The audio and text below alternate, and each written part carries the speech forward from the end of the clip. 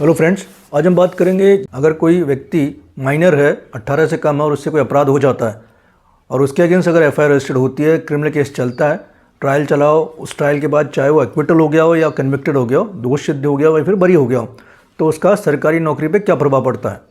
जो government department है क्या उसे अपॉइंट करने से मना कर सकता है on the ground of criminal antecedents when he was a child. और अगर डिपार्टमेंट मान लीजिए अपॉइंटमेंट नहीं देता तो ऐसी परिस्थिति में उस व्यक्ति को क्या करना चाहिए। तो बात करेंगे इस वीडियो में कौन सा एक्ट लगेगा, एम्प्लॉयर को क्या पावर है, कोर्ट का इसमें क्या व्यू रहता है और ऐसी परिस्थिति में जहां अपॉइंटमेंट नहीं दिया जा रहा उसको क्या करना चाहिए। तो जानकारी समझने के लिए वीडियो अंत तक ज़रूर देखना। अगर आप लोग हमारे चैनल पर नए हैं तो please subscribe channel, press the bell icon.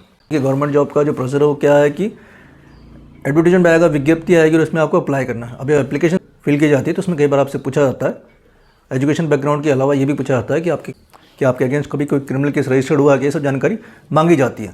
तो पहली बात तो ये कि ऐसी कोई भी जानकारी अगर आपके अगेंस्ट कभी क्रिमिनल केस हुआ है, चाहे आप उसमें एक्विटल हो गए, तो उस एप्लीकेशन फॉर्म के अंदर बतानी है, आपको कंसील नहीं करनी है। ये बात आप ध्यान रखिएगा, आपको किसी भी तरह की जानकारी कंसील नहीं करनी है। बिकॉज अगर आपका सिलेक्शन हो जाता है तो पुलिस वेरिफिकेशन में ये बात डिस्क्लोज हो जाएगी कि आपके अगेंस्ट में क्रिमिनल केस पेंडिंग है या कभी ट्रायल चला है। हो सकता है आप उसमें एक्विटल हो गए हो, बरी हो गए हो, लेकिन ये रिकॉर्ड में रहेगा। तो कभी भी ये इन्फॉर्मेशन कंसील नहीं करनी है। अब बात करते हैं माइनर की। अब 18 से कम अगर किसी चाइल्ड से कोई ऑफेंस कमिट हो जाता है, एफआईआर रजिस्टर्ड होती है, तो जाहिर सी बात है उनके लिए जेजे बोर्ड बना हुआ है, जुवेनाइल जस्टिस बोर्ड बना हुआ है, जहाँ पे उनकी अलग से प्रोसीडिंग चलती है। और जेजे के अंदर सेक्शन 24 है, सेक्शन 19 है, जो एक तरह का प्रोटेक्शन देते हैं चाइल्ड को against any kind of disqualification. कहने का मतलब यह है कि अगर माइनर से कोई अपराध होता है तो आप उसे ग्राउंड बनाते हुए उसे नौकरी देने से मना नहीं कर सकते। ये साफ साफ जेजे एक्ट में बताया गया है। परंतु अक्सर देखा गया है जब एम्प्लॉयर की बात पता चलती है ड्यूरिंग वेरिफिकेशन, पुलिस वेरिफिकेशन, तो जनरली ऐसे कैंडिडेट्स को अपॉइंटमेंट नहीं दिया जाता जिनके द्वारा अपराध किया गया हो, जब वो चाइल्ड हो या माइनर हो। तो अब सवाल ये आता है कि अब क्या करना चाहिए। मान लीजिए आपके अगेंस्ट एफआईआर दर्ज थी जब आप 14 या 15 ईयर्स के थे, आपने आज 7 साल बाद आपने गवर्नमेंट जॉब के लिए अप्लाई किया, लेकिन पुलिस वेरिफिकेशन में चीज़ आ गई कि आपके खिलाफ क्रिमिनल केस हुआ था। अब चाहे आप उसमें कन्विक्टेड हो गए हो, चाहे एक्विटल हो गए हो, पर वो रिकॉर्ड में है, लेकिन उस ग्राउंड पे आपको डिस्क्वालीफाई कर दिया, आपको अपॉइंटमेंट नहीं दिया। तो अब क्या करना है? तो इसके लिए आप हाई कोर्ट में किसी भी वकील द्वारा रिट लगा सकते हैं उस ऑर्डर को चैलेंज करते हुए जिसमें आपको रिजेक्ट किया गया है।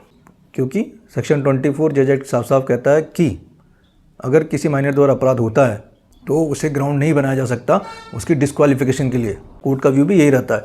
आपको बहुत जजमेंट मिल जाएंगे जहाँ पे पिटिशनर अगर वो माइनर था, उससे कोई अपराध होता है और उस ग्राउंड पे अगर उसे अपॉइंटमेंट नहीं दिया जाता तो कोर्ट ऐसे केस में पिटिशनर के फेवर में फैसला करती है। ऐसे आपको बहुत से जजमेंट मिल जाएंगे। अगर आपको इस तरह के जजमेंट चाहिए तो आप हमें व्हाट्सएप पर संपर्क कर सकते हैं या फिर मेल ID पे हमें कॉन्टैक्ट कर सकते हैं। तो दोस्तों, उम्मीद करता हूँ ये बात समझ आई होगी। अगर किसी का क्रिमिनल एंटीसीडेंट है लेकिन उस वक्त उसकी एज बिलो 18 थी, वो माइनर था, तो उसे ग्राउंड नहीं बनाया जा सकता फॉर डिस्क्वालिफिकेशन। बट यहाँ पे एक बात ध्यान रखने वाली है कि जब भी इस तरह की जानकारी मांगी जाए किसी एप्लीकेशन फॉर्म में, तो आपको किसी तरह की जानकारी कंसील नहीं करनी है। चाहे आप कन्विक्टेड हो गए हो, चाहे आप एक्विटल हो गए हो, तो भी जानकारी नहीं छुपानी है आपको ये नहीं सोचना कि मैं तो एक्विटल हो गया था, मैं तो बरी हो गया था, तो मुझे ये बताने की ज़रूरत नहीं है। नहीं, ऐसा नहीं है, बिकॉज हमें इन्फॉर्मेशन कंसील नहीं करनी है। दोस्तों, उम्मीद करता हूँ जानकारी पसंद आई होगी। जितना हो सके इस वीडियो को लाइक कीजिए, शेयर कीजिए, हमें कमेंट कीजिए। फिर मिलेंगे नए वीडियो में नए टॉपिक के साथ। तब तक के लिए नमस्कार।